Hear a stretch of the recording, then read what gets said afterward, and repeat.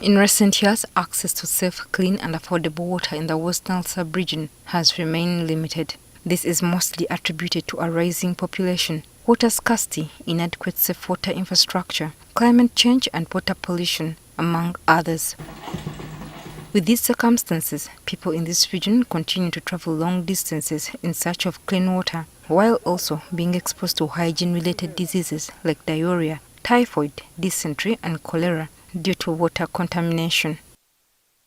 These issues came up during a meeting called to address the challenges of accessing clean, safe and affordable water in the West Nile sub-region in Arua City, organized by Action Aid Uganda. Water for production is slowly also drying up, yet most of the people in this region depend so much on agriculture for their livelihood. Current studies on access to safe water indicate that access to safe water facilities in this region stand at about 65%, which is below the national average of 85%. The population's access to the safe water facilities, such as boreholes and springs, stands at 47.5%, which is below the national average of 69%. Daily consumption of water per person of more than 20 liters for domestic and other uses.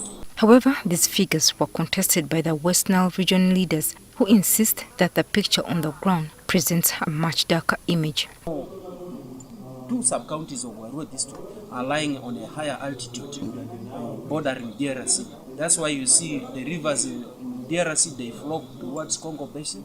The ones on Ugandan side, they flow towards Nile Basin, leaving the area bordering the border uncovered.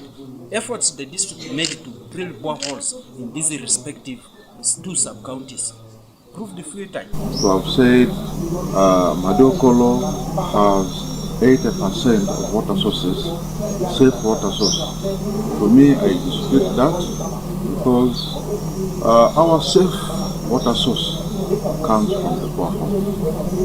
The rest of the water sources are not safe. All this water comes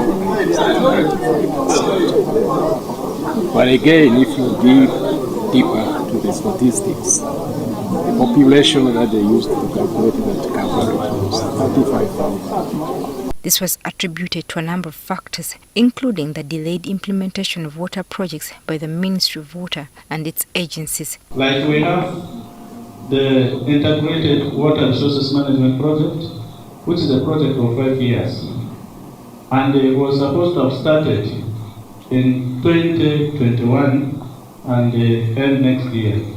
But as I talk now, we are still getting consultants. As well as the high cost of maintaining safe water facilities that are set up in the region. I know as of now, in the whole of Madokolo, we must be having close to only 60 functional boreholes spread across the district. And these are one per district, one per village. A number of calls have therefore been made to government to improve access to safe and clean water in the West Nile region. We need to be very intentional in terms of supporting an ecosystem that can sustainably promote access in the West Nile districts. Johnson Amayo, the Deputy Managing Director of National Water and Sewage Corporation, acknowledged that there were severe discrepancies in the figures presented by the ministry. It shows that there is a communication gap within the district. That's an area which needs to be addressed. However, Amayo says the focus should be placed on bridging the current gap in access to safe water. The information which was presented shows that there is still a gap which needs to be filled. And I think we need to apply our minds more on how do you bridge the gap. Even as government comes up with these other programs like PDM and other investments, they will need water for production. Joyce Nakato, NTV Weekend Edition.